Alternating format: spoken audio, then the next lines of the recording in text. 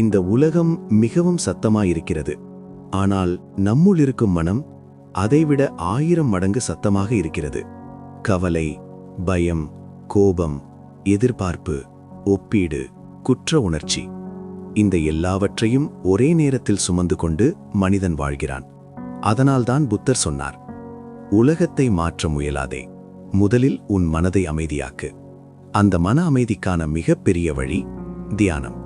இன்று இந்த வீடியோவில் தியானத்தில் உள்ள 10 அற்புதமான விஷயங்கள், ஒவ்வொன்றையும் ஆழமாக, கதைகள், உதாரணங்கள், வாழ்க்கை உண்மைகளோடு மெதுவாக, அமைதியாக புரியும்படி பார்க்க போகிறோம்.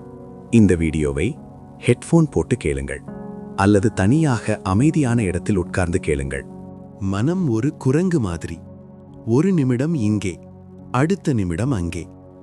தியானம் அந்த குரங்குக்கு கயிறு போடுவதில்லை, அதை மெதுவாக உட்கார வைப்பது.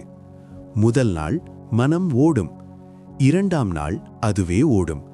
ஆனால் ஒரு நாள் மனம் சொல்வது, சரி, கொஞ்ச நேரம் அமைதியாக இருப்போம். அதுதான் தியானத்தின் முதல் அற்புதம்.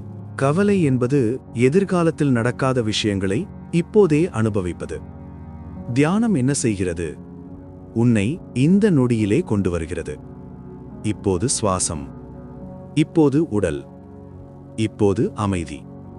கவலைக்கு இப்போது இடமே இல்லை. கோபம் தீ போல, ஆனால் தியானம் நீர் போல. நீர் தீயுடன் சண்டை போடாது, அது தீயை அமைதியாக அணைக்கிறது. தியானம் செய்யும் மனிதன் கோபப்பட மாட்டான் என்பதில்லை, கோபத்தில் எரிய மாட்டான். நாம் எல்லாரும் உலகத்தோடு பேசுகிறோம், மனிதர்களோடு பேசுகிறோம். ஆனால் நம்மோடு பேச மறந்து விடுகிறோம். தியானம் உன்னோடு நீ பேசும் நேரம். நான் யார்? எனக்கு உண்மையில் என்ன வேண்டும்? பயம் என்பது அறியாமை, தியானம் விழிப்புணர்வு. விழிப்புணர்வு வந்தால் பயம் தானாக விலகும். உடல் படுக்கையில், மனம் மார்க்கெட்டில். தியானம் மனத்தையும் படுக்கைக்கு அழைத்து வருகிறது. ஆழ்ந்த தூக்கம், ஆழ்ந்த அமைதி. அமைதியான மனம் கடுமையாக பேசாது, உடனே தீர்ப்பளிக்காது. தியானம் உன்னை நல்ல மனிதனாக்கவில்லை, உண்மையான மனிதனாக்குகிறது. மனம் சரியானால் உடல் தானாக பின்தொடரும். அழுத்தம் குறைந்தால் பல நோய்கள் தானாக குறையும். தியானம் வாழ்க்கையை உணர வைக்கிறது. அதனால் மரணம் பயமில்லை. புத்தர் சொன்னார், முழுமையாக வாழ கற்றவன் மரணத்தை பயப்பட மாட்டான்.